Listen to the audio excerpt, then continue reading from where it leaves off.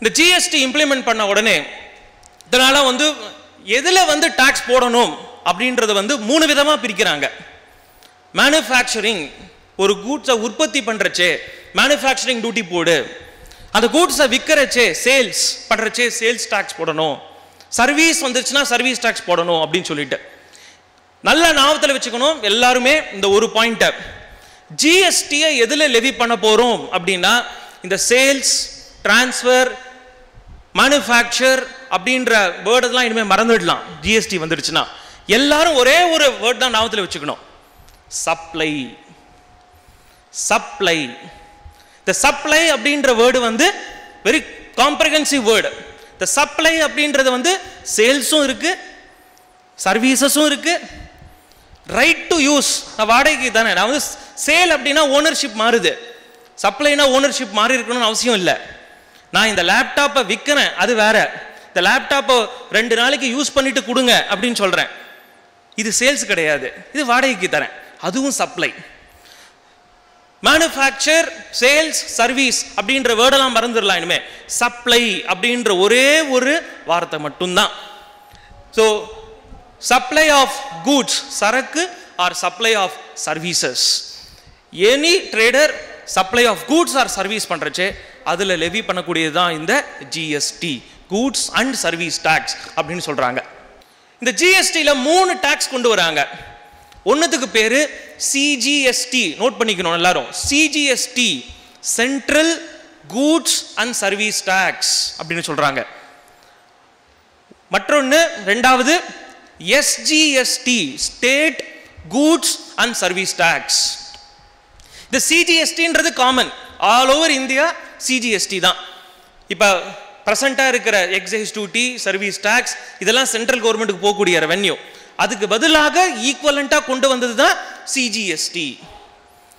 அதை தவிர்த்து லோக்கலாக ஒரு ஸ்டேட் கவர்மெண்ட்டும் லெவி பண்ணக்கூடியது SGST, state goods and service tax.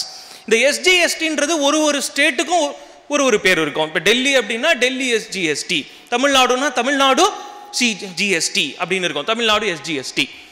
So அதனால தமிழ்நாடுல லெவி பண்ணக்கூடிய டாக்ஸ் பார்த்தீங்க அப்படின்னா சிஜிஎஸ்டி பிளஸ் தமிழ்நாடு ஜிஎஸ்டி அப்படின்னு இருக்கும். இது ரெண்டுத்தையும் சேர்த்து நம்ம இன்வாய்ஸ்ல காட்டணும். எப்போ அப்படின்னா என்னுடைய சப்ளை வித்தின் த ஸ்டேட்ல இருந்ததுன்னா, நான் பொள்ளாச்சியில் இருக்கேன், கோயம்புத்தூருக்கு கூட்ஸ் விற்கிறேன், சரக்கு விற்கிறேன், வித்தின் த ஸ்டேட் தமிழ்நாடுக்குள்ள தான். என்னோட இன்வாய்ஸ்ல 1 லட்ச ரூபா மதிப்பு சரக்குக்கு, இதனால நான் வேட் போடுவேன் 5%, ஆட் 5%, 15% அப்படின்னு போடுவேன். இனிமே ஜிஎஸ்டி வந்துருச்சு அப்படின்னா, ஃபார் எக்ஸாம்பிள் உங்களுடைய ப்ராடக்ட் 18% ஜிஎஸ்டி அப்படின்னா 9% சென்ட்ரல் கவர்மெண்ட், 9% ஸ்டேட் கவர்மெண்ட்.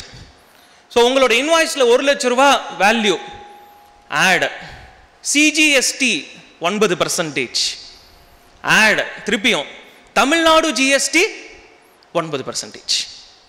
ஏன் அப்படின்னா இந்த 9% சிஜிஎஸ்டி எதுக்கு ஈக்குவலன்ட்னா, அந்த கூட்ஸை வந்து உற்பத்தி ஆயிருந்ததுன்னா எக்ஸைஸ் டியூட்டி இத்தனால போட்டிருந்தோம், அதுக்கு பதிலாக அந்த CGST. Add GST, Tamil Nadu GST, அது எதுக்கு அப்படின்னா இந்த கூட்ஸை இத்தனால நம்ம லோக்கலா விற்கிறச்சே வேட், அதுக்கு ஈக்குவலன்ட் தான் இந்த தமிழ்நாடு ஜிஎஸ்டி அப்படின்றது. ஸோ ஆஸ் ஆஃப் நோ லாவை படிக்கிறச்சே, சட்டத்தை படிக்கிறச்சே இந்த சென்டருக்கும் ஸ்டேட்டுக்கும் ஈக்குவல் ஷேர். இப்போ இந்த உங்களோட ப்ராடக்ட் லிஸ்ட் எல்லாத்துக்குமே என்னென்ன வரி அப்படின்றத பார்த்துருப்பீங்க. 18%, 12%, 5% அப்படின்றது. அதை 2ஆ பிரிக்கணும், 2, 2, 6, 6, 6, 9, 9 அப்படின்றத தனித்தனியாக பிரித்து போடணும். ஸோ முக்கியமான point, supply of goods and services அப்படின்றதுல ஜிஎஸ்டி லெவி ஆகும். அந்த சப்ளை வந்து ஒரே ஸ்டேட்குள்ளே இருந்தது அப்படின்னா சிஜிஎஸ்டி அண்ட் எஸ்ஜிஎஸ்டி சார்ஜ் பண்ணணும். அந்த சப்ளை வேற ஒரு ஸ்டேட்டுக்கு பண்ணேன் அப்படின்னா ஐஜிஎஸ்டி அப்படின்னு லெவி பண்ணுவேன். இதை பிரித்து காட்ட வேண்டாம். இந்த ஐஜிஎஸ்டி அப்படின்றதுக்கு பேர் வந்து integrated goods and service tax அப்படின்னு பேரு. Integrated goods and service tax.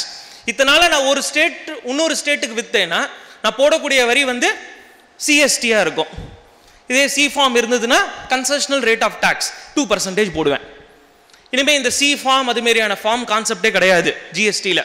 H form, C form, எந்த ஒரு கன்செஷனல் ரேட்டும் கிடையாது. எல்லாத்துக்கும் டாக்ஸ் போடணும்.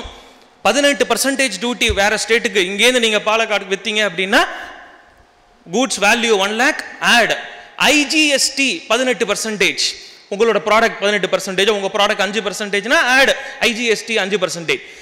வித்தின் த ஸ்டேட் நான் சப்ளை பண்ணுறச்சே தான் சென்ட்ரல் கவர்மெண்ட்டுக்கு சிஜிஎஸ்டி டிஎன்ஜிஎஸ்டியை தனித்தனியாக பிரித்து காட்டணும். அனதர் ஸ்டேட்டுக்கு நான் சப்ளை பண்ணுறேன்னா ஐஜிஎஸ்டி அப்படின்ற ஒரு மிடில் டாக்ஸை கொண்டு வராங்க. ஸோ ஜிஎஸ்டி பார்த்தீங்கன்னா 3 விதமான டாக்ஸ். அதனால தான் நான் சொன்னேன், இது ஒன் நேஷன் ஒன் டாக்ஸ்னு இதை ஒத்துக்க முடியாது. ஜிஎஸ்டியே கூட சென்ட்ரல் ஜிஎஸ்டின்னு இருக்கு, ஸ்டேட் ஜிஎஸ்டின்னு இருக்கு, integrated goods and service tax தனித்தனியாக இருக்கு. இப்போ பிரசன்ட் லால நீங்கள் தமிழ்நாடுலேருந்து ஒரு கூட கர்நாடகாவுக்கு விற்கிறீங்க, ஆர் தமிழ்நாடுலேருந்து ஒரு கூட கேரளாவுக்கு விற்கிறீங்க அப்படின்னா சிஎஸ்டி போடுறோம் ரெவென்யூவை. அந்த ரெவென்யூ எந்த கவர்மெண்ட்டுக்கு போகுது? நான் தமிழ்நாடுலேருந்து கேரளாவுக்கு ஒரு கூடு விற்கிறேன், நான் 2% சிஎஸ்டி போட்டு வைக்கிறச்சே அந்த ரெவென்யூ எந்த ஸ்டேட் கவர்மெண்ட்டுக்கு போகும்? தமிழ்நாடு கவர்மெண்ட் போகுமா, கேரளா கவர்மெண்ட் போகுமா? தமிழ்நாடு கவர்மெண்ட் போகும். ஏன்னா இந்த ப்ரெசண்ட்டாக இருக்கக்கூடிய டாக்ஸ் ஸ்ட்ரக்சர் வந்து ஆரிஜின் டேக்ஸ் அப்படின்னு சொல்கிறாங்க. அதாவது எந்த ஸ்டேட்டில் கூட்ஸ் உற்பத்தி ஆச்சோ அந்த ஸ்டேட் கவர்மெண்ட்டுக்கு தான் அந்த ரெவென்யூ போகும் அப்படின்ற சிஸ்டம். அதனால ஏற்படக்கூடிய ப்ராப்ளம் என்ன அப்படின்னு பார்த்தோம் அப்படின்னா, ரிவர்ஸில் யோசிச்சு பாருங்க. இதையே நம்மளோட ஆங்கிள்லேருந்து நான் கேரளாலேருந்து ஒரு கூடு வாங்குறேன், சரக்கு வாங்குறேன், 2% சிஎஸ்டி பே பண்ணி அதை லோக்கலாக இங்கே விற்கிறேன் வேட்டில். அந்த 2% சிஎஸ்டி எனக்கு கிரெடிட் எடுத்துக்க முடியுமா? முடியாது. ஏன்? ஏன்னா அந்த ரெவென்யூ கேரளா கவர்மெண்ட்டுக்கு போயிருக்கு. அதனால தமிழ்நாடு கவர்மெண்ட் அதுக்கு செட் ஆஃப் கொடுக்கல.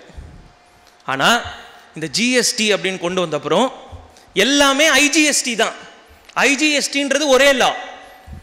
ஸோ நான் கேரளாலேருந்து சரக்கு வாங்குறச்சே ஐஜிஎஸ்டி பே பண்ணி வாங்குறேன், அதை லோக்கலாக நான் விற்கிறச்சே சிஜிஎஸ்டி எஸ்ஜிஎஸ்டி சார்ஜ் பண்ணுவேன் என்னோட இன்வாய்ஸில். அந்த ஐஜிஎஸ்டி பே பண்ண பாருங்க, அதை வந்து சிஜிஎஸ்டி எஸ்ஜிஎஸ்டியோட செட் ஆஃப் பண்ணிக்கலாம்.